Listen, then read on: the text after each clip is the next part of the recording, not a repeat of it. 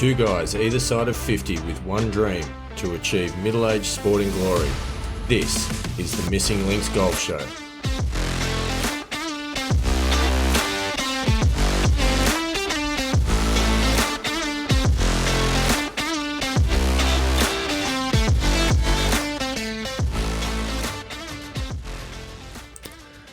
Ladies and gentlemen, welcome back to episode 10. Count them on your fingers. Episode 10 of the Missing Links Golf Show. I'm Steve Hinks. I am joined by the Emperor of Accountability, that is Andy Walker. Andy Walker, episode 10. Welcome back. Good evening, Mr. Hinks. How are you? I am extremely well. Very, very well. Feeling like I'm completely shot of that pesky virus that had been hanging around and interrupting our recording plans over the last few weeks. So good to be back, fighting fit, and ready for episode 10. I'm shocked. Yeah. I'm amazed. Yeah, it's a big number. No, and I'm looking forward to the Christmas break. To be honest with you, I'm just about done for the year. I've said. So I don't know how many of my clients that I think I'm going to fall over the line this year. It's been one of those years that, yeah, lots of stuff has happened, all good, but yeah, just need to take some time to reflect, possibly play a little bit more golf. Yeah. Work on some of my swing changes that I've been given that I must admit I am struggling with a little bit after my Masters victory at the end of last month. I have now gone down the rabbit hole of trying to make some of those swing changes, and good grief. It's not easy.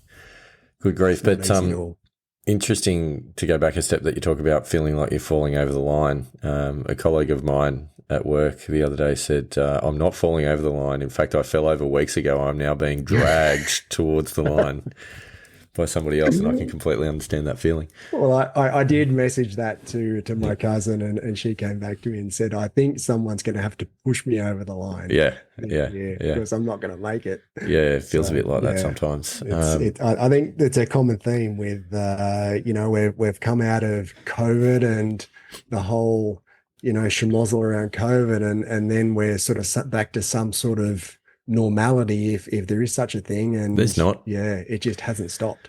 No, it hasn't. And in some ways, we always talk about the time speeding up and the years going by faster, but I just don't think they're getting any easier.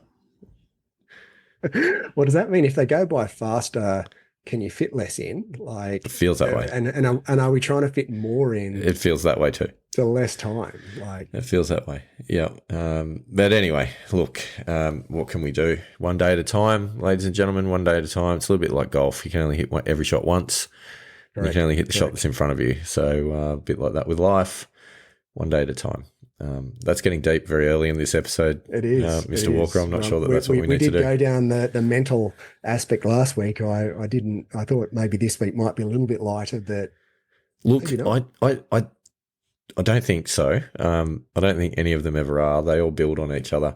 And I did, one of the things I've got on the list, I did want to kind of just recap a little bit on the mental episode that we talked about last week, because listening back to it, there was a point there where I wouldn't say we had a disagreement. I wouldn't use words that was that strong, but I'm not sure that we saw completely eye to eye around some of the discussion about the nature of thought, and what happens when you're standing over a shot and you get a negative thought creep in, and how you deal with that. So you don't replace a positive thought with well, you kind of do. You kind of do. But you still got to think it. You kind of do. Let it be, and let it be thunk. Yeah, let it be thunk. You kind of do replace it with a positive thought, but I think the key message is that you don't get upset with yourself for having had the negative thought in the first place, and you don't fixate on the negative thought. Yeah. As my 6-year-old daughter says, you get what you get, and you don't get upset. It's kind of true. That is actually very true on the golf course. You do. Albeit I have seen some people, and I have been that person that gets upset from time to time. Yes. What do you mean? I didn't ask for a shank for Christmas. No, definitely didn't. Yep. Or a snap hook. No, but bookmark both of those terms. They'll come up shortly. So anyway, we will talk a bit about that, because I did have, as talked about at the end of the last episode, I did have a competition round on the weekend which in the not too distant future we will go through, and all of those topics that we just mentioned very quickly are going to raise their heads during that review. So stay tuned. But Andy Walker, we do like to kick off these episodes with listener feedback. Yes, we do. And I don't know if you've received any, but I certainly have. And I wouldn't mind starting there because I'm going to say this. It was flattering. Right. Okay. That's nice. I'm interested. I'm interested. Yeah, so the feedback was this, and it was, wow, you guys have great voices. You should be commentators. At least that's what I heard. It might have been you have great heads for podcasts. Well, we are videoing this. Well, this is true. We haven't quite got the YouTube channel. No, it's coming, happening ladies and gentlemen. It's coming. It's a new year project. It's a 2024 project. We promise. Yeah, we did decide pretty early. I think episode 2 that we were gonna video it just in case we decided to go down the whole video YouTube channel, and yeah, we haven't quite figured out with our technology how to do that yet. But hey. We're on a learning. How hard can it be? A learning journey. Yeah. So that was one piece of feedback. Another piece of feedback that I received was, and I'll read it. It was, hey mate, I really enjoyed the mental game episode and learned a lot from that discussion. That's good. Good. Not sure that we did, but no, it's good that someone did. I think we figured out last week. I think there are a lot more questions that we asked rather than there's questions. There are questions. There are so many questions, let me tell you. And there was one more piece. Okay, this is not direct feedback, although I would like to at least choose to believe that it is listener feedback, right? Because it does come from the big easy Ernie Els. Oh, right. Yes, okay. And he actually, well, I assume it comes from him because it was attributed to him on the internet. So of course it's come from him.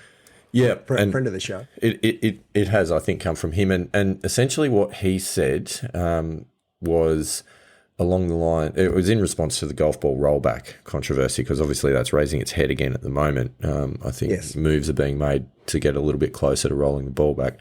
Not a topic for today's discussion, but the Big Easy did wade into the debate and said, I'm not sure about the golf ball. I'm paraphrasing here. Okay, I'm not reading it word for word, but he said, I'm not sure about the golf ball. However, long putters should be banned. It's not in the spirit of the game. And if we banned long putters, we would go a long way towards improving the game of golf. Any thoughts, Andy Walker? Well, this is the thing: is that what length is long? Longer than normal. But what's that? I mean, this is the whole thing, and if you then go down the long putters, you've then got to have a look at how people grip the putter as well. You do. So does that mean Jordan Spieth cross-handed? Do you ban cross-handed? I'm going to go out on a limb here and say, if you want to putt cross-handed, if you want to chip cross-handed, a la Matt Fitzpatrick, quite frankly, good luck to you, because I just don't see how that gives you an advantage. No. What about the claw? So what's Ernie's view on the claw? I feel like I've seen him use it. Mm. So at what point do you go, no, that's enough? Because obviously the governing bodies went down that path not that long ago and decided that as long as you didn't pivot, the long putter was fine. They did say that. So Ernie doesn't agree with that, though. Yeah, but it's interesting because I've listened. There's an Australian golf pro, Mark Allen, who has a similar opinion, and he's never clarified at what point do you stop and say, okay, well, this is legal. Where's that line in the sand? Because you're picking a big question. You're picking the long putter, but do you then pick, how the way people grip the putter, or Well, that has kind of happened because you're not allowed to go between the legs, mm, croquet style. yep, There's no, sort of mallet style putting allowed.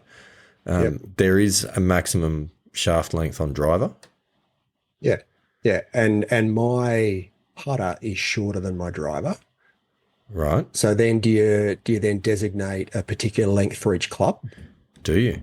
What happens if you're particularly tall? Christoph Exactly. Albrecht style. Yeah. Might So not even be his name, again, but that sounded like a good name. again, at some point you've got to go, you know what, this is where the line is. And the RNA and the USPGA have done that. So you're taking the stance of Or the it's USGA, not USPGA, yeah. USGA You're have done taking that. the stance of it's within the rules, therefore it's fine. Well, it is within the rules currently. Now, obviously, the rules are there to be reviewed, and if those rules are changed, then I'll have to modify my game in order to do that. But at the moment, I'm playing within the rules, and anyone who has the opinion of okay, a long putter should be banned, well, I'd like to understand where they think that line should be drawn. You heard it here first, ladies and gentlemen. Sorry, I mean you heard it here first, ladies and gentlemen. Andy Walker publicly taking on the big easy Ernie Els and taking him to Mm. task for his views that have been, and I'm putting words in Andy Walker's mouth here, ill thought through Mm. and not fully formed. Well, the other thing as well is that if you've got a standard length putter and you hold it like a broomstick, is that going to be illegal? If you're kneeling down, I think it's fine. Well, no. I mean, if you've got your top hand like a broomstick putter, and your bottom hand in the same way, say Adam Scott uses his bottom hand, is that illegal? Why would you At do what it? point it's not necessarily the length of the putter that's the issue. It's also the grip as Mm, well. mm. Big topic. Whilst we're on the topic of putters, Andy Walker, do you have any views on the lab golf putter? Another friend of the show, a long-time listener, has messaged in to say that he's moved on to a lab putter, Mm. and it is almost impossible to hit a putt offline. Yeah. Yeah, look, and I have read a little bit about the lab golf putter, and it's something that, yeah, I'd be keen to try at some point, but I also believe that they're fairly pricey as well. They are They're up pricey. around the price of a Of a driver, and I'd driver. prefer They to are. I'd They prefer are. to change my driver over first before I started looking at another putter. They are. Interestingly as well, one of the things with those is that it might be very difficult to hit the putt offline, but that's the line that you choose to hit it on at the speed that you choose to hit it on. And our very good friend of the show, I think it's fair to say, didn't go that well on the weekend, and therefore you could argue that maybe it wasn't the putter's fault, or maybe it was the putter's fault. Who's to know? Maybe he's suffering because there has been a school of thought that amateur players shouldn't work too hard on their putting stroke, because if they can't pick the line to begin with, then it's no use hitting it on the line. Not See, a theory that I subscribe to, but this is where aim point comes in to its own, because aim point gives you the line. So aim point with a lab putter could be exactly what you need. you can't miss, apparently. Apparently you can't. We digress. So in tonight's episode, which is another fantastic 15-minute intro that we've been able to get through there before we actually get to the Excellent. point. In tonight's episode, it is our intention to have a look back, being the 10th, at what we've learned so far, what, if any, improvements we've seen in our games with the things that we've been working on, what are the bits that we think are actually worth continuing with and pursuing, and what are the bits that we think maybe it's time to let them go and move in another direction. But before we do that, I wouldn't mind just sharing, Andy Walker, if it's okay, the results from Saturday. Yeah, absolutely. So this was a big day. So just to set the scene, Saturday was a club comp. Regular Saturday club comp was a Stableford round. Bit of an unusual setup because the course that I play at, we have 27 holes, so there's 3 nines, and every other week the third nine gets put into rotation with one of the two front nines. So this particular week we're playing holes 1 to 9 and then 19 to 27. Now, the reason that that's important is because when that happens and the third nine gets put in, it messes around with the scratch rating of the course. Oh, right. But in a good way or Depends how you look at it. not? Yeah. So up or down, is it rated easier or more difficult? It's rated easier. So it's par 71, Yeah, but right. when the third nine comes in, it becomes a rating of 69. Oh, wow. Okay. So So this, 2 shots. Do you yeah, feel as though it's 2 shots difference, or no, do you feel no. as though they haven't quite got it right? I genuinely think that they have not got it right, and I implore the committee to review this because it's a loop around a sort of a housing estate. And what that means is there's OB on both sides of holes of 1, 2, 3, 4, 5 holes of that 9. You've got OB down both sides. Right. And So they, my snap hook's not going to do too well then. and this is the problem. They're not the longest holes, and that's why the course rating comes down. But there is water and there is OB. So Yeah, if you are going well off the tee, you will score well, sure. But if you get wayward at all, you're dead. So you can rack up a big number. So anyway, the reason that I mention it is because this particular round, I was losing a 7.1 flag round out of my best 8 was going to drop out of the bottom on this round of golf, which meant that I had to post something in that vicinity to not to get into the single digits, but to avoid blowing out beyond 10.0 that I've been at. And when you're already losing 2 shots against your scratch rating from par, Yeah. It's tough. that makes it somewhat difficult. So anyhow, that's the background. That's enough background. So we turn up. The other thing I should mention is that it was 42 degrees on Saturday. And that is for our American friends Celsius. So that is over the ton. So that's triple figures. It was hot. Yeah. So anyway, teed off at 7:30 in the morning, and I think it was about 41 degrees at 7:30 in the morning. So it was it was warm. So anyway, we teed off the first, which nice par 5, straight par 5, OB up the right, but it's not the hardest hole on the course. Hit a good drive, reasonable second. Wedge in for my third, straight over the flagstick to about 15 feet. Hit the putt, and it was downhill. Rolled past the hole. Was quicker than I thought, and went probably about 10 to 12 feet past the hole.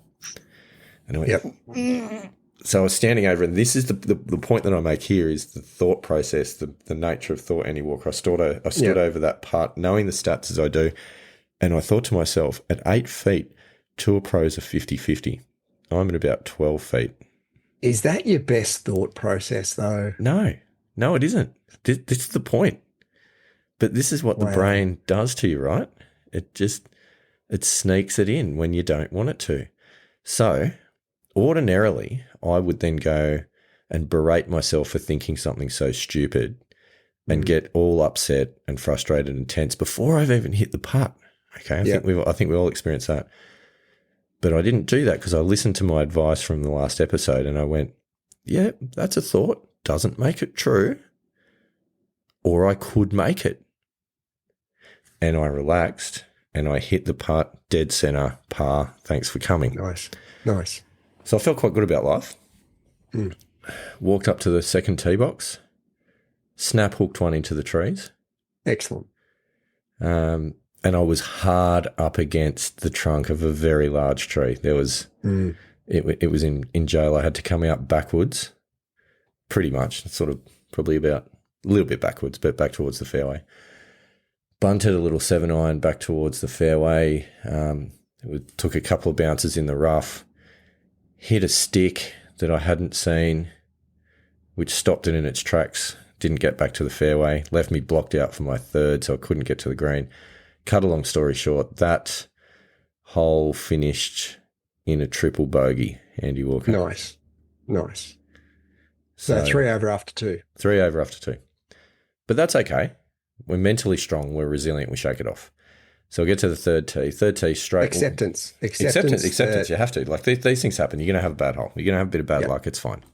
Long way to go. We can make it up. Get to the third tee box. Stand on the third tee box. And I thought, I'll just snap hooked one. I'm going to, try and swing a little bit more into out, and get it up the fairway. And I smoked it. It was a good drive. Just as the pros say, overdrew it a touch. Back into the trees on the right hand side. So I got down there, not as far in, and I wasn't dead. I had a little bit of a line around a tree in front that I might have, if I could hit a wedge and I could draw a wedge. Now I'm asking a bit here. If I could draw a wedge at about 15 to 20 metres back to the green, or at least a greenside bunker would be a half a chance. So I needed a big kind of a ropey swing. So anyway, took the club back, gave it a good go, and Andy Walker, I hit what can only be described as a classic hosel rocket straight across the fairway into the trees on the left. Excellent. It can happen. So anyway, to the best of us. Yep. I did get a friendly bounce off the tree back into the rough, though. Had almost a line at the right edge of the green, hit it into the greenside bunker, and got out 2-putted for what unfortunately was a double bogey. 5 over. So 5 over after 3. Yeah, 5 over after 3, knowing that I needed to shoot somewhere about 5 or 6 over par for the 18. Nice. To not blow out from 10.0. So pressure was on. So let's be honest, at this point, I kind of didn't think there was a lot of chance to actually achieve this goal. So I reverted in, and you could go one of a couple of ways here. You could get down in the dumps, very cranky, throw it away, start loose swinging, and all those sorts of things. But I thought, no, you know what I'm going to do? I'm going to forget about the score completely. I just want to hit some good golf shots. Okay, that's all I want to do. So had that focus. So from there, I reeled off 4 pars on the trot, which was quite good. So I'm then, what am I? I'm 5 over after 7. Yep. Par 3 8th is around about, was flag at the front, was around about to the flag about 165 metres. Thinking of a centre green kind of a yardage, took the 6 iron, didn't quite flush it, but hit the front edge of the green. And it was about a 12-footer uphill left to right. Nice looking putt for a left-hander. Hit a good putt, rolled up just past the edge of the hole, and then died and dropped in the back door for birdie. Nice. So that was good. So we were back to 4 over after 8. So that's not too bad. So then we get to the 9th. The 9th, par 4 dogleg around to the left. Brained a drive up the guts to the corner or past the corner. 9 iron to the front of the green. Again, it was a front pin. And Andy Walker drained another birdie putt, similar putt to the one before, but this time about 15 foot. So I was then 3 over after 9. Back to back. Game on. We go to the infamous second 9, which is the third 9. It's 19 to 27. At which point, 5 pars on the trot, Andy Walker. So I'm now, what am I, 3 over par. 314. With 4 to play. And at this point, thoughts of glory start creeping in. But to cut a long story short, I went bogey, bogey, bogey, which is disappointing. Yep. But to be honest with you, all of those bogeys could easily have been pars. They were like burn the edge par putts, but they just didn't drop. And then parred the last hole to finish 6 over for the round, nice. which with the stroke rating and all of those sorts of things actually worked out at a differential of 7.2 to replace my 7.1, which meant that the handicap has not moved. Okay, so 77 off the stick? 77 off the stick. Nice. Which I think, like when I look at that, a 77 off the stick, finishing 6 over after being 5 over on 3 holes. Yeah. I'm pretty damn happy with that. Yeah, good finish. Good comeback. Stayed resilient. Yeah. And the thing that I've been thinking about afterwards is was that just a good round, or have I learned a few things and actually improved over the last 10 weeks? Or was it both? Don't mess with my head. Maybe it was a good round because you've learned a couple of things over the last 10 weeks. Well, you'd hope so. You'd hope so. I do think the things that really assisted was my driving was the best I think it's been. Aside from the 2 drives on 2 and 3 that cost me shots, everything else was in the fairway and at reasonable distance as well. And that's because of something that I was working on. We've talked a few times about the front foot move, really pushing back to get rotation through the hips, clearing that front hip with the front foot. But where that goes wrong is, and this is something I figured out, interested in your thoughts to see if I'm right or not, but when you do that, if you're swinging down the line, you kind of come over the top because you're pushing your front side so your back shoulder will come out if you're just trying to swing down the line, and that's what was leading to the snap hooks.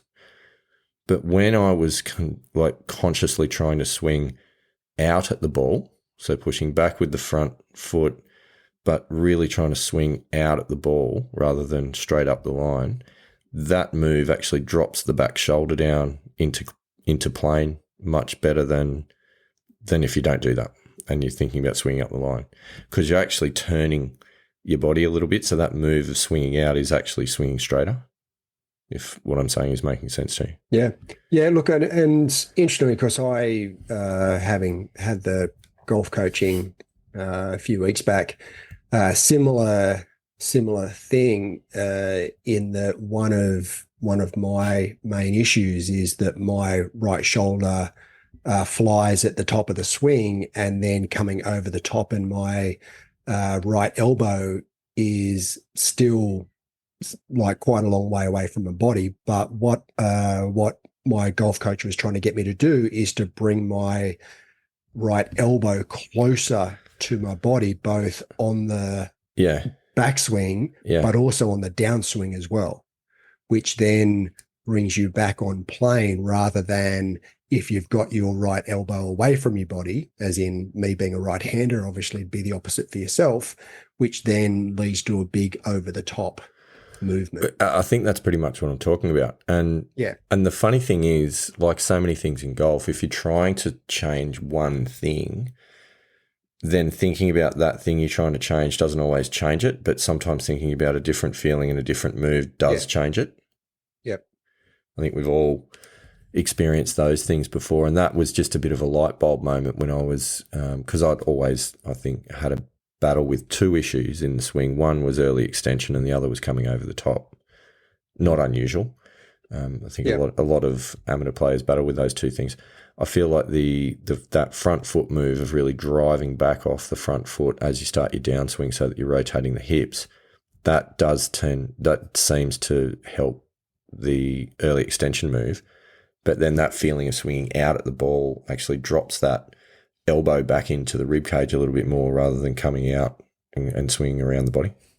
Yeah, but you've also got to be careful, because you still want to transfer your weight to your, or for you it would be to your right foot. For me it'd be to my left foot. So your hips, your first movement but of that's got to happen has first. to be forward. Yeah, and then you rotate. And then you clear your hips. If you're just from the top of your swing, if you're just clearing your hips and not making that first move forward, that's going to end in disaster. Yeah.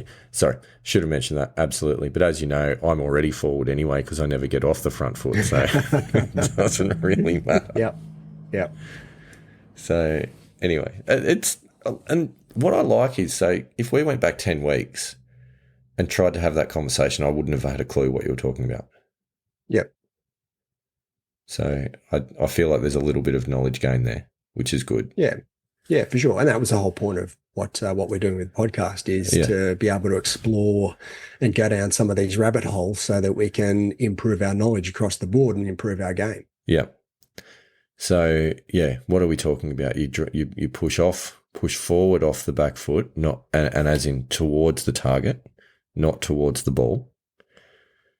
The front foot essentially is the brake that stops you going too far, but then starts to turn that into a rotational force. Well, it's as also you're dropping into the downswing. Your first move forward isn't necessarily about your back foot either, because this is where you're using the earth to be able to create that force and club head speed. So you've got to do that with both feet. It can't just be off your rear foot, if that makes sense. You hear some people talk about the squat and drive that some of the pros use. Is this what you're talking about? Similar, yeah, because that's where they're using, their force and the ground to be able to create momentum in their swing. So you're moving first forward, and this is where in that YouTube video from the Chasing Scratch guys, where he's not using his back foot to clear his left side. He's using the front foot to clear the left side. And that's then pushing down into the earth, using the ground to create momentum. Yes. Agreed. So it's not just using your rear foot, it's using both to be able to create that momentum throughout the swing. I think we're saying the same thing. In different ways. Yeah. Because the funny thing as well, and this is one of the other things that I've learned, is the way I explain it versus the way that you explain it versus the way that anyone else or any other coach will explain it makes sense to the feels that they've got going that need to happen to execute the golf swing. Yeah. And if I try and explain the golf swing in terms of my feels, that won't work for you, and vice versa. Because and I think that's the hard part, because it's not just about copying moves. It's about getting what are the things I need to think about to get the right feel, to get the movements to execute in the right sequence, so that I actually create the right movements for a golf swing. Yeah. Yeah, and it's interesting because I was listening to another golf podcast this morning, and the guy was basically saying exactly that, is that he's a golf coach, and unless someone has absolutely no clue as to what they're doing, he will work with what the golfer's already got and use their own movements to improve their golf swing. So he doesn't have a one-size-fits-all methodology. He says, okay, well, you've got two different golfers. They've both got different feels. They've both got different ways of being able to get to the golf ball. Yeah, there are the fundamentals there, but what works for one person won't necessarily work for the next person. So he tries to work with what the golfer's already got to be able to get the best out of their swing. Yeah. And it's also where you get to things like matchups, like you might have a particularly strong grip with a different type of swing plane that matches up well. If you muck around with one of those but not the other, you'll create more problems than you'll solve. Yeah. So complicated. I hope that's cleared everything up for everybody listening. Yeah. Again, I think asking more questions than answering them, but anyway. So in the course of 2 episodes, we have established that we are not experts on sports psychology. I feel we've just established that we're not experts on biomechanics or the ins and outs of the golf swing, but nice voices. So, hey. Yeah, apparently we've got a good head for a podcast. Good head for a podcast. Just not necessarily a videoed one on YouTube. So let's keep it audio. Anyway, that was the story of the round. So, look, I guess all in all, the point of that little anecdote was that I'm still on 10.0. However, the difference at this point is that this recording of being on 10.0 feels like a win. because this was a round that I was a little bit concerned about in the lead up, that if that went wrong and it was not a flag round, then I actually could have lost more than half a shot, because if that 7.1 dropping out was my next unused best round, which was something like a 13.5 or something like that, then I could have lost about 6.6 or 0.7 of a shot. So Yeah, right. to stay where it was. So that was a flag round on Saturday then? Oh, God, yeah.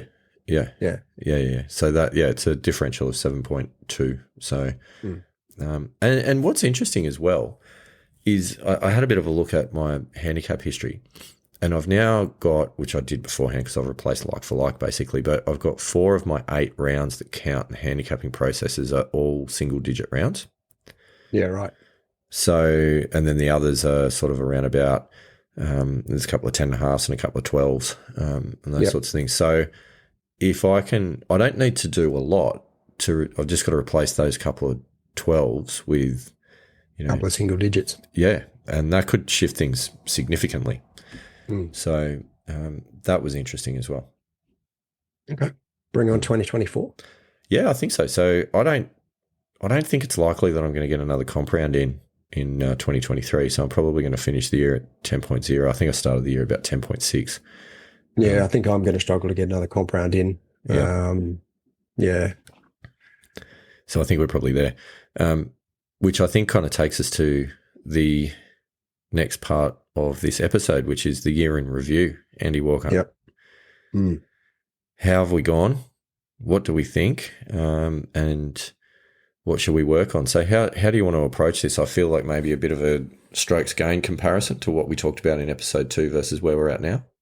Yeah. Look, I think that's a probably good place to start, and then I think looking back, there's a lot of things that have worked over the last couple of months, but there's also a few things that probably haven't worked that well. So keen to maybe have a conversation about that as well. Yep, I would concur. So do you want to kick off, since we've heard about my adventures? Throw to you for a bit of a review.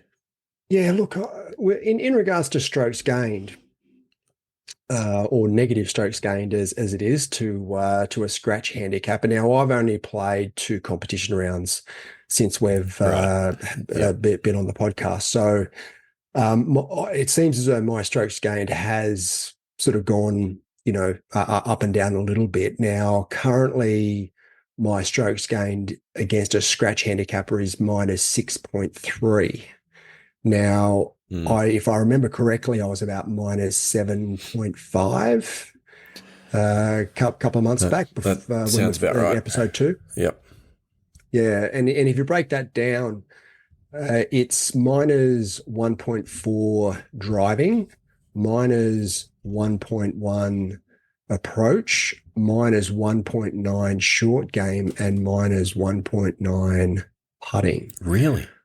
Yeah, so putting seems to be one of those things, because I think I was only like minus 1 putting, because that was the area that I wanted to. I had the least improvement, and I wanted to reduce from minus 1 to minus 0.5. I was waiting. Right. I was waiting for it. I was waiting for it. Minus 0.05. Yeah. Minus 0.5. Yeah. Okay. That I find a little surprising, given the improvements with aim point. Yeah. But and again, interesting. You look at you break that down a little bit further in the distance, and 0 to 3 meters is minus 1.3. 3 to 8 meters is minus 0.8. 8 to 15 meters is plus 0.1. That was your Magenta Shores round. Yeah, and 15 plus meters is plus 0.4. So the longer the putts that I have, the better I am in regards to strokes gained against a scratch handicapper. Well, yeah. Which I find quite interesting, because, again, with my own view of how I putt, I don't think I'm a good long putter. but that strokes gained and the stats say something different. I think part of it is looking at how strokes gained works, and it's about proximity to the hole. Yeah. So it's applying, it's describing proximity to the hole in shots instead of meters or feet. Yeah. So, say you're 50 foot from the hole and you get a putt, and we know that 8 foot's 50-50, right? If you sink an 8 footer, you gain a half a shot. If you miss an 8 footer, you lose a half shot. But say you're 50 feet from the hole, if you get that inside 5 feet, you're probably gaining a quarter of a shot. Yeah. Or more. Yeah. If you leave it outside 10 feet, you're probably losing. So 15 meters, what's that, about 45 feet? 45 feet, roughly. Yeah. Thereabouts? Yeah. Yeah. So it's a reasonable length putt. Yeah. Where I think that's a weak part of my putting now. I've never thought that I was a great putter inside 3 meters, but I didn't think that was the weakest part of my putting, which is quite interesting. Yeah, but it's a comparative assessment against the database, I guess, is the point. It's not necessarily a statistic saying how many of them you sink and how many of them you don't. And I think that's. I also would argue. I don't know exactly how well the Arcos tracks your putting distances and some of those sorts of things, but I know ShotScope's not great on putting. Like I don't put much in the putting on the putting stats. The overall putting stat, fine. I think that tells a story, but I wouldn't bother trying to break it down to specific distances. It will attempt to give you the data, but I just don't.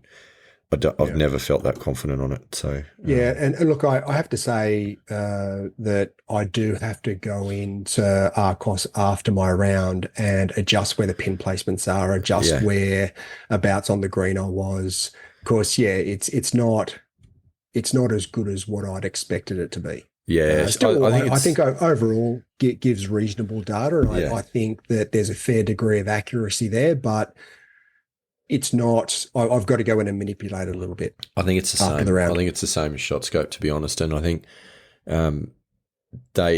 it tells a bit of a story. Like the overall stat is one thing. I guess it depends how diligent you are with the editing of exactly where you hit your putts from and where the flags were and those sorts of things. But I don't know that you can. I don't know that unless you're really marking them out on little documents and a sheet after every hole, which some people do. I think it's pretty hard to do that. Yeah. So it's interesting. The breakdown there of minus 1.4 driving, minus 1.1 approach, minus 1.9 short game, and minus 1.9 putting. That's about where I thought my game was. Yeah. Before Arcos, and that's probably where a pretty good sort of cross section of where it is. In that, I always thought that my iron play was pretty good. My driving has been somewhat inconsistent in recent times, but still not bad. And I've always thought that short game and putting is my weakness. Mm. So it's starting to play out where as we add expected more rounds into the equation, that distribution, I guess, of strokes gained is playing out pretty close to what I'd expected. Yeah. Oh, that's good. That's good. So we might. So that gives me a little bit of data to work with to start adjusting what I want to do next year. And after we go through your strokes gained, we might sort of then we'll talk about plans for the future. Absolutely, the adjustments to the plan. Absolutely. So what I've done to have a look at this and see where it's moved. When we went through this back in episode 2 in quite some detail, I had a look at my strokes gained both against a 10, a 5, and a scratch handicapper.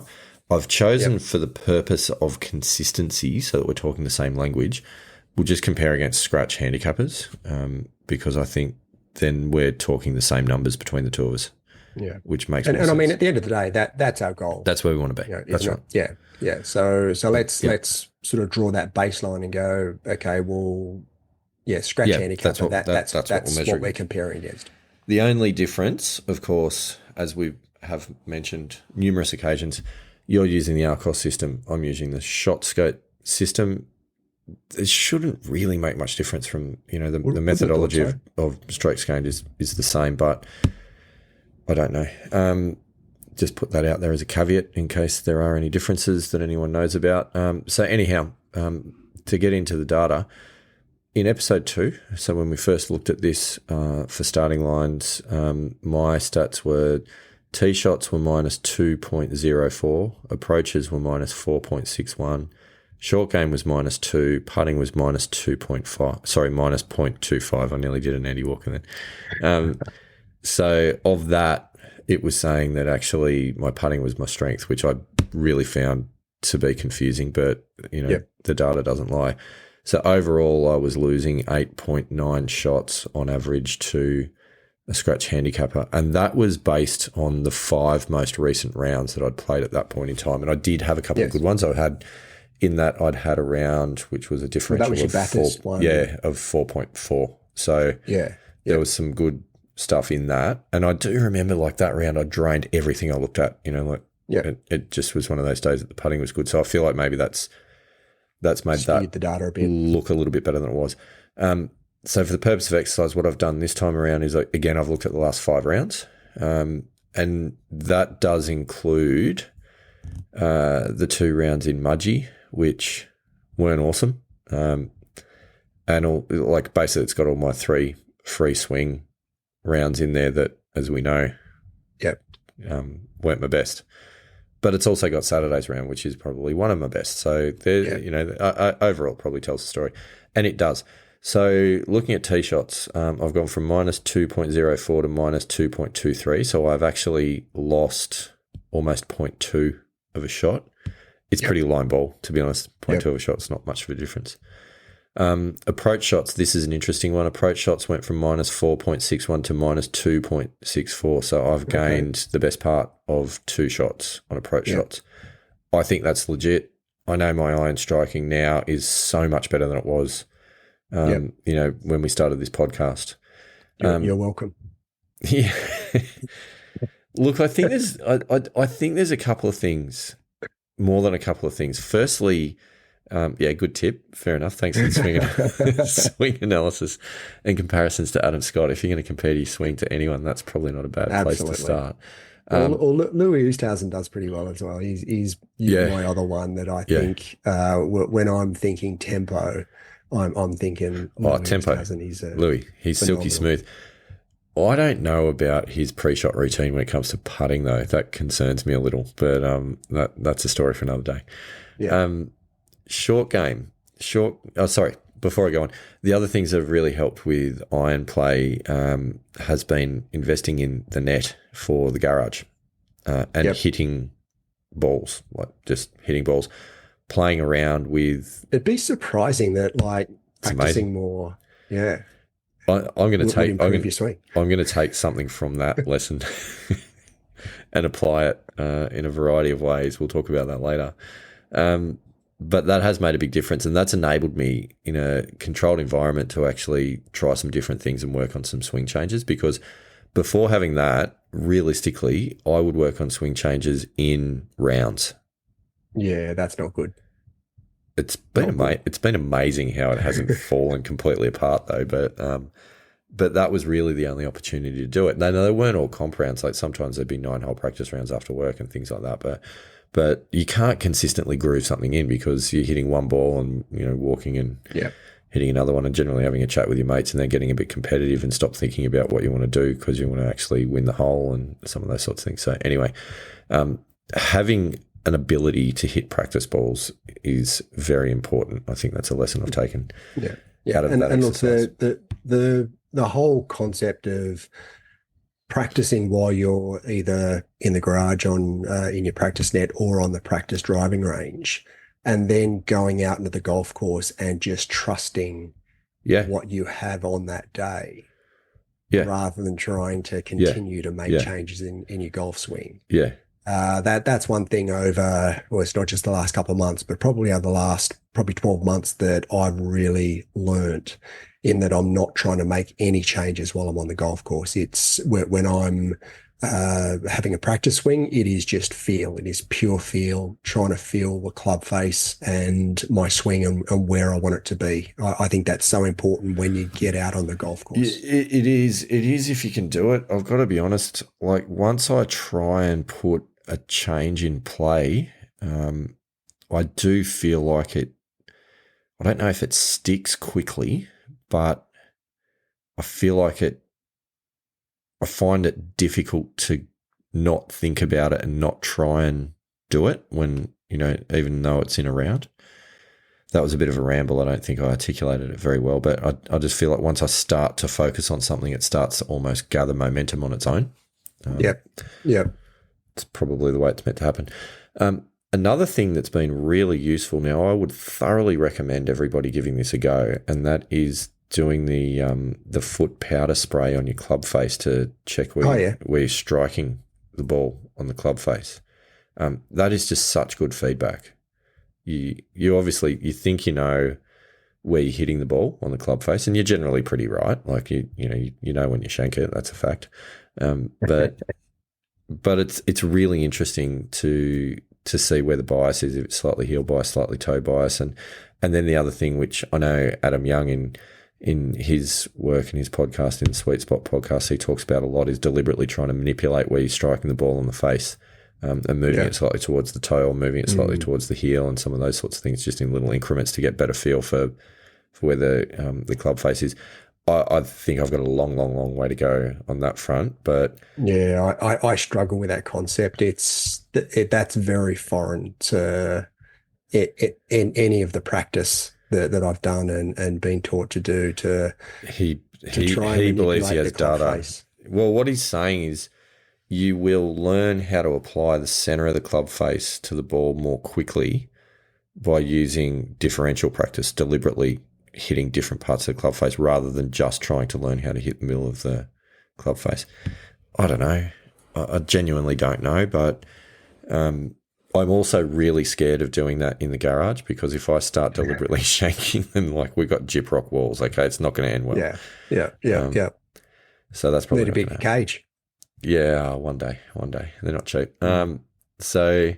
But that's been a really useful process, and I think I've learned a lot. So I would absolutely recommend it. I think if you're looking for something to do, if you're sitting there listening, saying I'd like to work on improving my ball striking with my irons, I think get a net, use it in the backyard, use it in the garage, wherever it suits, and do the foot spray on your club. You actually learn a lot. It's really, really interesting process. So there's that. So anyway, moving on to short game. My short game in episode 2 was at -2.0. It now is registering at -3.11. So that is a negative shift of 1.11. Nelson. That's not ideal. No. But caveats to that, I would say that it includes a round at Bathurst, which I talked about on the show, where I got stuck in a couple of bunkers and played some particularly poor shots, and that's going to pollute the data set. Also, in fairness, I have been tinkering around with short game technique. Not all of those tinkers have been successful. And once again, I am haunted by the words of Dave McClelland. I can hear it resonating in my headphones of short game. I concede you may have a point, and that will be, as we talk about focuses for 2024, definitely on the list. Interestingly, though, a point that I was going to bring up a little bit later in the show in regards to short game. Been reading a lot more of Dr. Bob Rotella's books. Yes. And what he talks about, and because I've had a few issues reconciling some of the approaches that we've talked about in regards to strokes gained and focusing on your swing and getting off the tee and getting onto the green, and less importance on short game, so more focus on your ball striking. Yep. And then obviously reconciling that with what David McClelland talks about in regards to short game.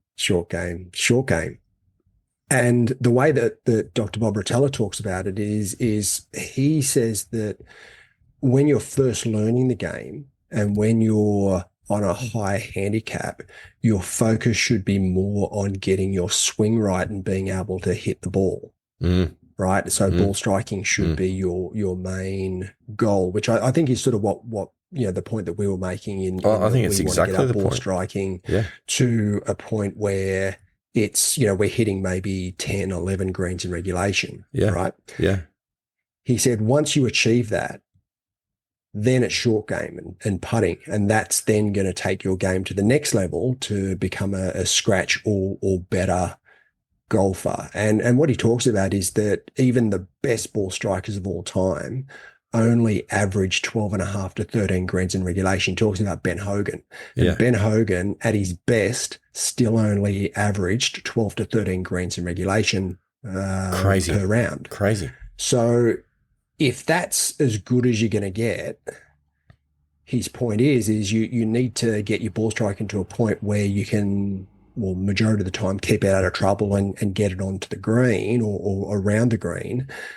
But there's only a certain limit to how good you can get with your ball striking, and no one has been able to surpass that limit. So Yeah, then the yeah, difference you need yeah, to work on from there as you get to be a better golfer is your short game and yeah, putting. yeah. And Look, that to me just put it in perspective and yeah, helped yeah, me yeah, yeah, reconcile yeah. what it is that I should be looking at over the next 12 months to 2 years. I think that's absolutely right. And I was kind of I've been mulling it over in my own way, and I'm happy to say, without putting too many tickets on myself, that I've actually come to a similar place to Dr. Bob Rotella with explaining this. So great minds, as they say, think alike. That's what they say. Yeah, I mean, I agree with everything that you just said, because my kind of reconciliation that I was going to offer on that front was that the better you get, the more important your short game becomes. Correct. It Yes. is another way of saying the same thing, right? Mm. And I think, like, I was talking to my dad about this, about his game, and remember, our dad's similar age, Yeah. and Donnie's struggling to break 100 these days. Still loves the game, gets out, which is Yep. fantastic. Yep. But at that point where it's breaking for 100 for him is a good day, Yep. and we were having a chat about it, and I said, look. And we talked about this before, that golf courses at par 72 are set up for 36 shots in general play, 36 putts. Like that's regulation. Yep. If you're shooting 100 because you're shooting 36 general play shots and making 64 putts in a round, I don't think anyone's ever done it, right? Like, because even if you three putt every single hole, what are you, 54 putts? So no one's ever done that. Or maybe they have. I don't know. I But reckon someone has at some point. no, I Someone don't. I has. genuinely don't. I don't think anyone I has don't ever done know it. if they've had. I don't know if they've had like 50 shots and 54 putts for 104, but I reckon someone has had more than 54 putts at some point. Yeah, but no one that has had only 36 shots in general play has That is had true. that many That is putts. true. I promise you of that. So anyway, we talked about that as the extreme. And then looking at, say a player who is trying to break 80, is probably going to be averaging somewhere around the 30 to 32-ish putts for a round. And part of that is because they're missing greens and chipping and putting to get up and down rather than hitting two putts in regulation. Yeah. And so their general play shots are going to be, sort of hovering somewhere around the mid 40s. And that there's a bit of leeway there to bring that down closer to 36. Yeah, for sure. There's probably not a huge amount of leeway at that point to bring those number of putts down. And in fact, as that ball striking improves, you might actually see that putting number go up because you're putting more. I think when I look at my stats, that my approach shot gains, in strokes gains of about 2 shots on approaches, I think I'm forcing myself to putt more from further away now than what I was before. Yeah. And I think that's actually what's driving that putting number in the direction that it's going. Yeah. And that's a great point in that if your approach play, if you improve your approach play and you're hitting more greens in regulation, rather than having a chip and putt and maybe putting from inside 10 feet, if you've got more 30 to 40 footers, you're going to have more putts, Yeah. and therefore your strokes gained or negative strokes gained is going to be a lot higher. Yeah. And that's what's happening. Because on Saturday, for example, I hit 12 greens. Yep. I don't think I've ever done that before. Yeah. And I think I had something like 33 putts or 32 putts Yep. or something in the vicinity of about that. Yeah, so that was interesting. Yeah. Yep. Long way round, but we got there in the end. We agree with Dr. Yeah. Bob. Congratulations, Dr. Bob. You get the Missing Links Golf Show seal of approval for your theories on the better you get, the more important short game is. Yep. Yep. So putting, we didn't. I cut you off before you got to strokes gained. Oh, right. Sorry. Yeah. So putting hasn't shifted a lot. It was in episode 2, it was minus 0.25. It is now minus 0.54. So it's gone up by 0.3 of a shot, but I think we just covered that. Like I genuinely feel like I'm asking more of my putter now, more often than using a wedge onto the green and putting from closer. Yeah. Yeah. Yeah. Well, it'll be interesting to see how over the next, say, 12 months, if you continue to improve, how that impacts your putting and where that ends up, whether that blows out a little bit because you're having Which putts. It could. Yeah. So it's an interesting one. So it's not just so black and white. And I think that what we've figured out of that is that you can't look at the different parts of your game necessarily just in isolation. Yeah, correct. They link together. Definitely. Except tee shots. You could probably look at tee shots in isolation. It's a bit like the first swimmer in a relay. Correct. Anyway.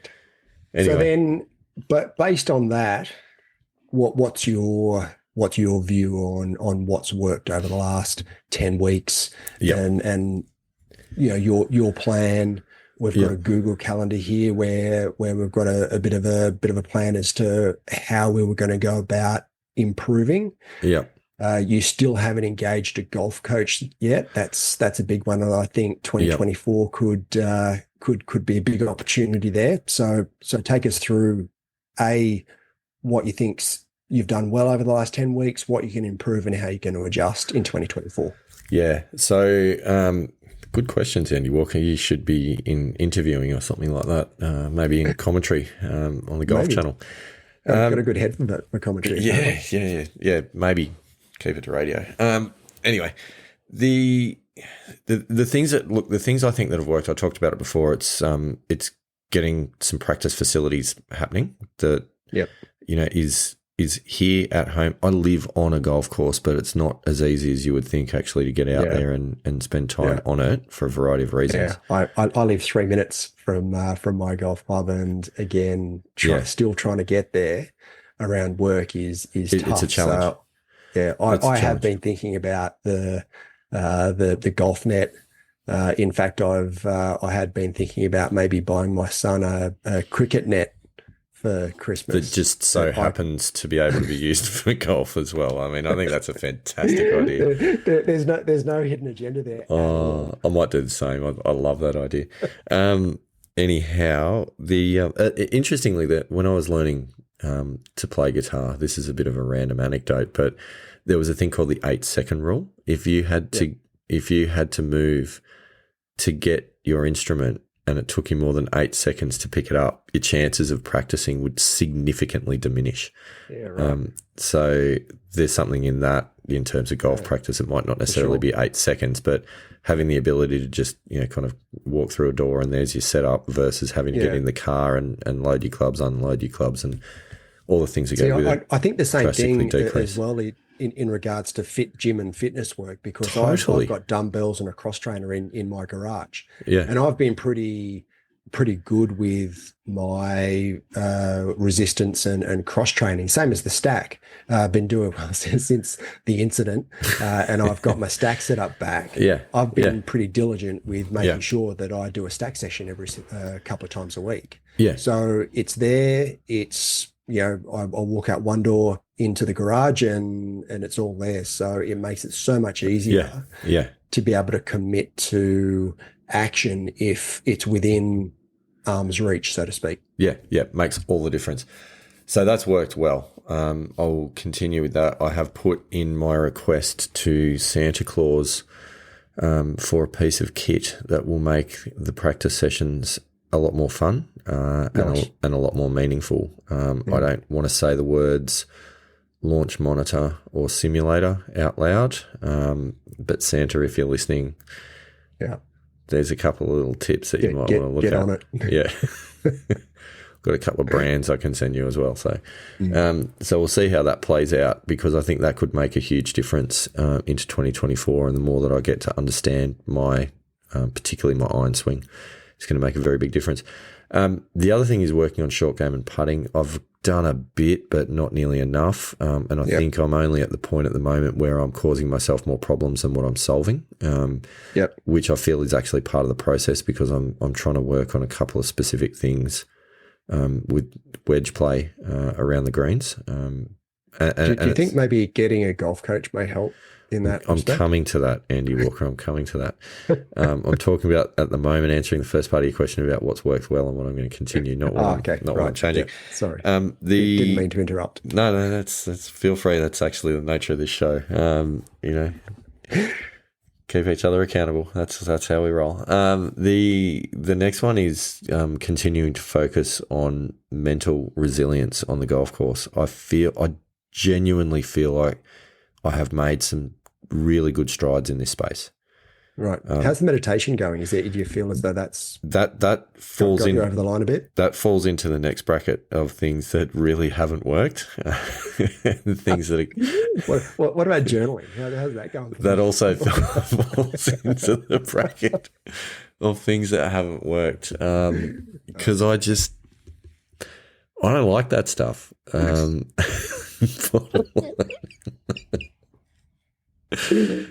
Why am I not surprised? I can't be any more honest about it.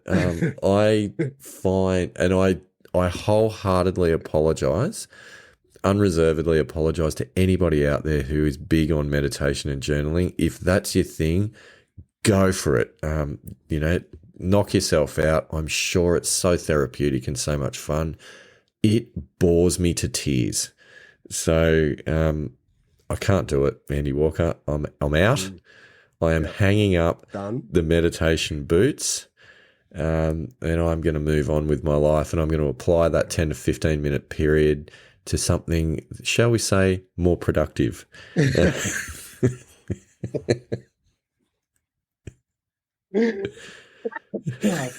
He's gone, ladies and gentlemen. He's gone. Wow. He's absolutely not surprised. I think he's been waiting for this message to come for quite a while, but I've given it a go. How many times have I actually meditated over the last 10 weeks? I don't know. So, Twice. Our conversation around that you wanted to know the outcome of whether my driver and the shafts of my driver and fairway wood suited my swing. Sort of the same thing. Yeah. No, it is. But, the Missing Links Golf Show is nothing if not curious. And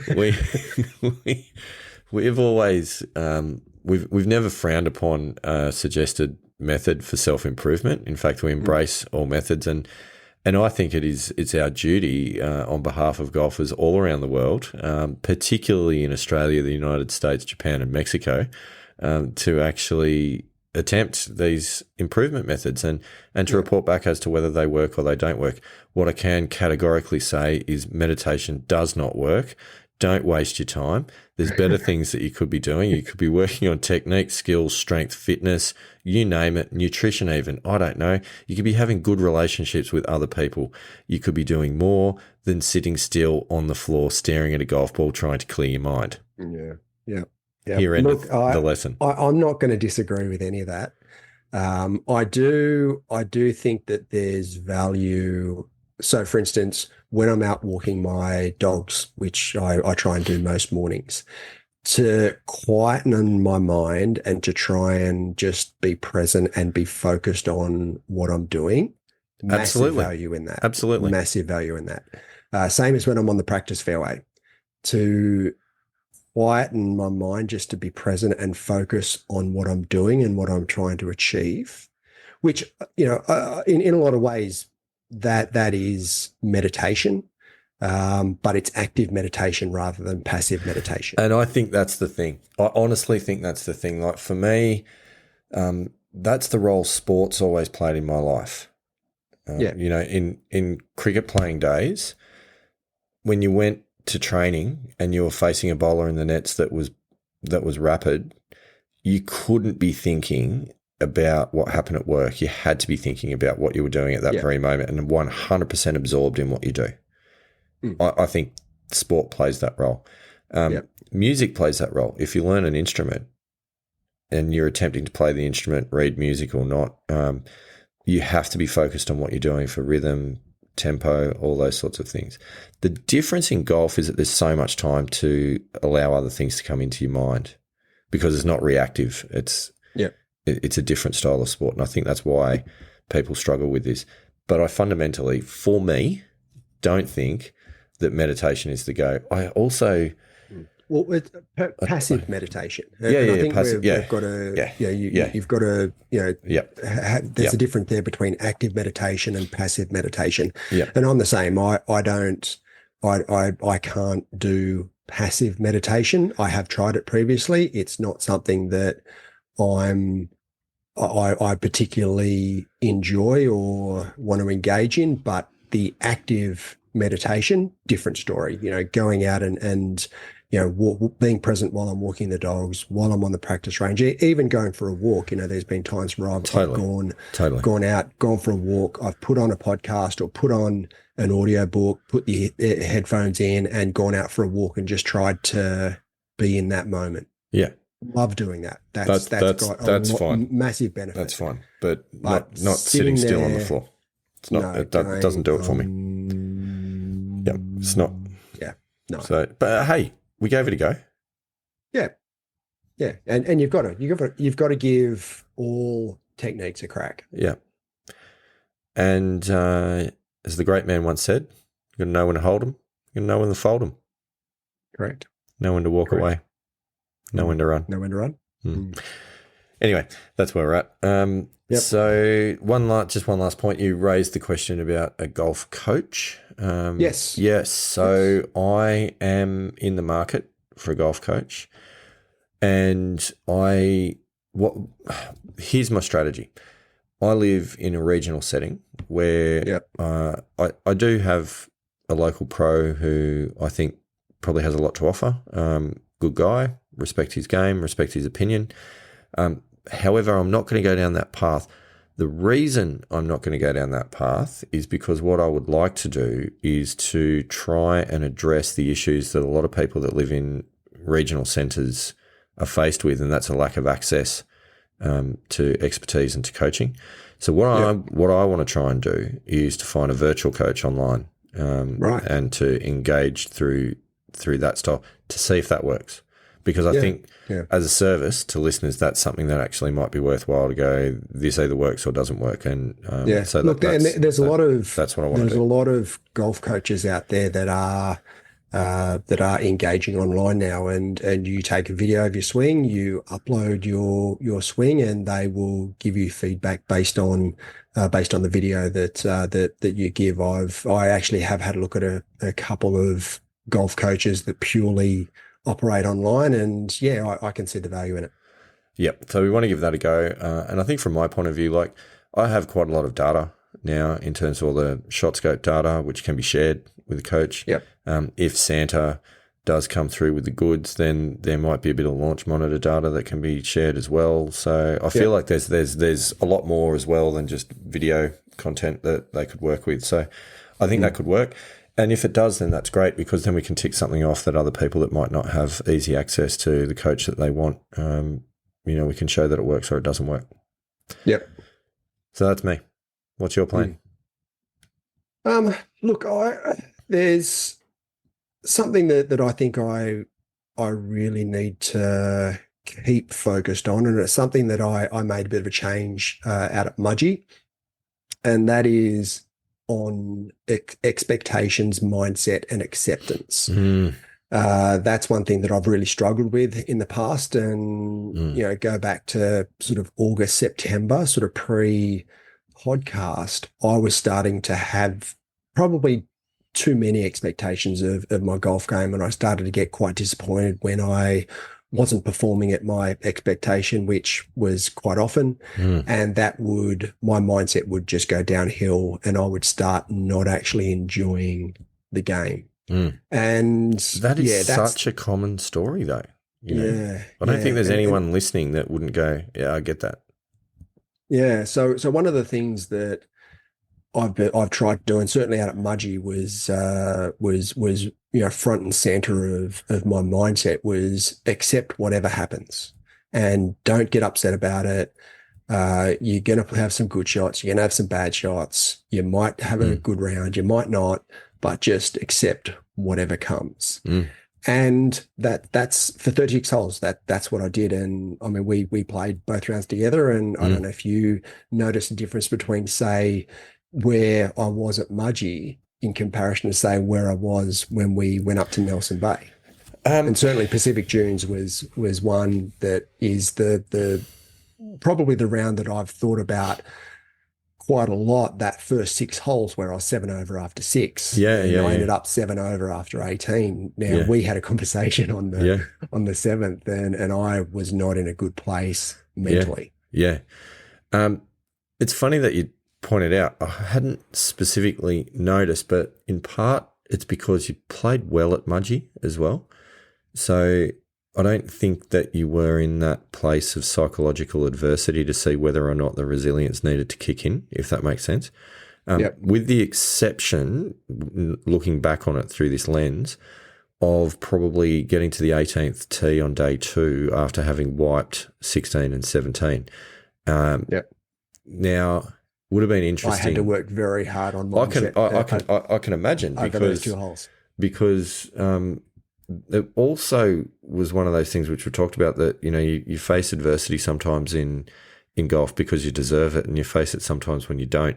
And Yeah. I think And there I was don't feel like I yeah really deserved yeah to be where yeah I was in yeah 16 and 17 yeah. at Mudgee on that second day. You had Like some I bad don't luck. feel as Yeah, you though I had some did a bad lot luck. wrong. You hit pretty good shots. I mean, the issue on 16 is that you didn't know the course and you didn't really understand how much that hazard cut in on the corner. Yeah. 17 was just one of those things. There's a tree, a very big tree, right next to a narrow green that was a catcher's mitt that threw the ball into the And bush. that had to have been, if it wasn't the worst kick I've ever got off a tree, It was it would bad. be in the finals. It was bad. Like, It was very it was bad. bad. Yeah, it was bad. So, yeah, I think you in years gone by could have stood on the 18th tee and really thrown your toys out of the pram. Yep. Which didn't happen, and as a result, you played a pretty good hole and you won the jacket rather than capitulating and allow someone else to come over the top. What probably helped though was Hef also wiped those 2 holes, Yeah, that's so true. didn't put a lot of pressure on you. But No, it didn't at all. nevertheless, you didn't drop your bundle, which is good. So yeah, no, that's an important one, absolutely. Yeah, so I think that's probably that's a really important, I guess, baseline of how I want to approach golf over the next 12 months, Yeah. or not just 12 months, but moving forward. Um, I've found that playing in the comp, actually playing golf, I've struggled with being able to allocate enough time to be able to play golf. Mm, So whereas actually going to the driving range or just going and doing some short game work, chipping and putting, I found that to be a lot easier to allocate time to be able to do that. So what it's less time.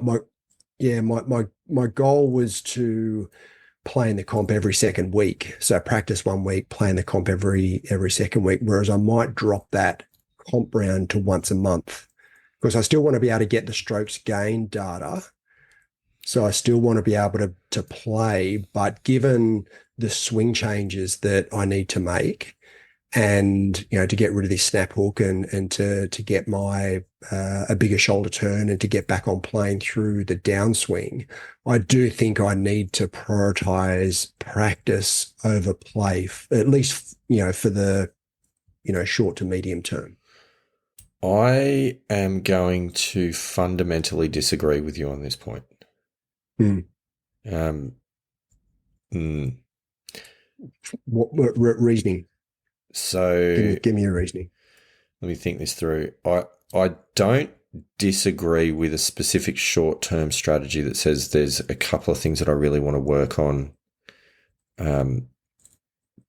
technique-wise, swing-wise, whatever the case may be, but give it a time limit.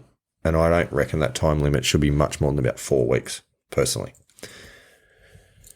I don't think there is any substitute for competitive golf when it comes to improvement and development.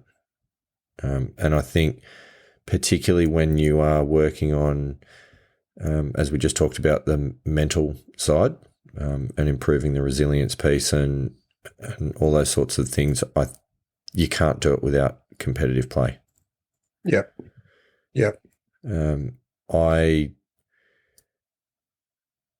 could be wrong, but I feel like this is retreating into the comfort zone space.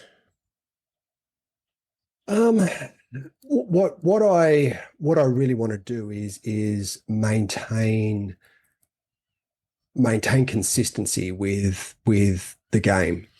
And given where I'm at with business and with family and the time I've got available, I've really struggled to dedicate half a day. I mean, get that. I can't. I get that. I can't really on Saturday because Saturday kids sport in the morning, and then I do my own admin for my business in the afternoon. Sunday's just family day, and it's always been family day. So the weekends are a write-off. I can't play golf on the weekend in a comp. I can do a couple of hours short game, which is what I've allocated on a Saturday afternoon. Then it comes down to during the week and being able to allocate enough time during the week to be able to play golf. Now, again, running a business, I'm a solo operator. Being able to dedicate enough time to competition has been challenging. So how do I get around that? I understand your point, and I agree with you to a certain extent, but I'm trying to be realistic in what I can allocate and be meaningful around the time that I allocate. I get it. I totally get it. I, of all people, understand the time pressures that you're talking about. I mean, the battle that I face, I can't play a midweek comp because the nature of my work, Monday to Friday, would prevent that. Without talking too much about what that is, it would prevent that. And also, as a result of that, I'm, during the school term, not with the rest of the family until weekends because of where school is and where work is. Yeah. For anyone listening, it's fine. We're a very happy family. We're all together. There's no separation issues or anything like that. That's just where the school is and where my work is. So that means I then, generally speaking, I'll head off and potentially work from home on a Friday and then have the weekend with the kids, which feels extremely self-indulgent to then go and squeeze in a 4 or 5 hour round of golf on the Saturday when that's my only, kind of 48 hours as a family unit. But it's important for me as ridiculous as it sounds, but like just from a mental health perspective of having an outlet and something that's for me. For sure. So I know that having that in there helps me be better present in the rest of the time that I'm there. So I actually do try to prioritize it. I do try to take the young bloke with me as caddy as well. So at least there is some father-son time involved in that also. But I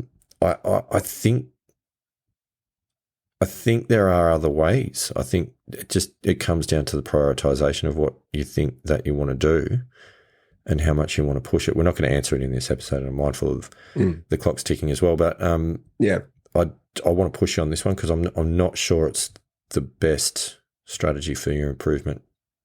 Yeah. Yeah. Well, I'm just looking at my Golf Australia handicap index rounds, and I played 11 comp rounds over the last 12 months. It's not enough. So that's, if I can, once a month, I don't know. Yeah, I get it. I don't think ideally I don't think enough. It's enough. If you want to get to scratch, I don't think it's enough. Well, it's interesting. And maybe it's something that I'll have a bit of a chat to David McCollum about, because he was the one who also said that the way he used to approach, leading into retirement those last 2 years was that at lunchtime he'd go to the driving range and hit balls. Yeah, but I think that's in addition to rather than instead of. Yeah, I'm not sure. I don't think he was playing a lot of golf at that stage. Yeah. Again, something I might clarify, but yeah, I'm not. I don't think he was playing a lot. Yeah. Okay. It's food for thought. Food for thought. Yeah. We don't have to agree on everything. Look, yeah, absolutely, and yeah, I certainly think that for me, it's prioritizing being able to have some contact with golf, and whether that be through practice or play, and what's going to be, the most effective tool that I have in my kit bag to be able to engage with golf and have a bit more consistency with the game. Okay, we shall see how this pans out. So yeah, so then just sort of going down the list a little bit, still working on short game and putting, getting a bit more focused on aim point and understanding aim point a bit, or a bit more, I should say. In regards to the mental game, again, there are probably 3 books that I'd like to go and revisit and study a bit more. The Dr. Bob Rotella books, Golf is Not a Game of Perfect and Make Your Next Shot Your Best Shot. And also would like to go back to the 4 foundations of golf as well, just to recap. It's been a little while. It's been a couple of months since I've looked at that. So by the time I get through the Dr. Bob Rotella books, it's probably time to go back and revisit that one as well. And then, getting fitted for a driver, fairway and hybrid, sometime, hopefully early in the new year. That's exciting. I think I'm not going to change my irons. I think the AP2s are working pretty well, but certainly, making a move to a better driver shaft combination is something that I think that would bring a fair bit of improvement to my game. Have you told Santa? No. I don't think that's a Santa thing. Shame. Yeah. I hear Santa does outstanding club fittings, so there's a reason why I mentioned that. Okay. Yeah. Okay. So that's probably the focus for next year, and again, haven't quite, put that. Yeah, it's just something I'm thinking about at the moment. It's not something that I've definitely made a decision that that's the way I'm going to go with, but I'll put a bit more thought into it over Christmas and see where the new year heads. Yeah, well, there's a lot to do in 2024. We're getting to the end of the year, which is exciting. Yep. We might squeeze one more episode in before Christmas. Yep. And then I think we can do that next week. Yeah, for sure. And then I think we need to take 5 minutes to think about our lives and figure out what we're going to do. I know we're hoping very much to physically have a catch up over the Christmas New Year period, and potentially have a Hinks v Walker family challenge of some description. Yes, that'll be a fun day. Which could be exciting. And ladies and gentlemen, for those listening, the plan at the moment is Andy Walker and I play tee to green, and young Mr. Walker, young Mr. Hinks are responsible for putting on the greens, and we see how that pans out. That will be a very interesting day. Yeah. Be even more interesting if we did it the other way around, but I think we might be out there for a while. Yeah. No, let's leave it in the format that we've decided, huh? Yeah. And I think for speed of play, we'd probably set it at a maximum of 4 putts per green or something like that. Yeah. Cool. So, look, I think that brings us pretty much to the end of the episode, Andy Walker, unless there's any other topics that you wanted to raise this evening. No, that's that was pretty much it. Excellent. Which means for everybody still listening, this is our longest episode to date, which is exciting. And what that means is you can show your appreciation through leaving a review on your podcasting service of choice. Clearly 5 stars. I think it'd be very difficult to justify any reduction in that review. So is it the longer the episode, the more stars that we get? Is we're nearing a 6-star episode, I think, if we keep this up. You could also click on the auto download button, assuming that you have one. You could go onto the Missing Links show on Facebook, and you could leave a question. You could comment on a post. You could follow the page. You could do all sorts of things.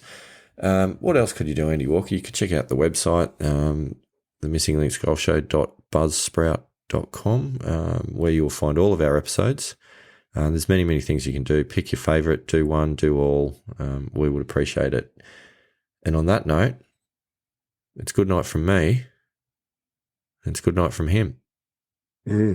Yes. Good evening. To quote the two Ronnies.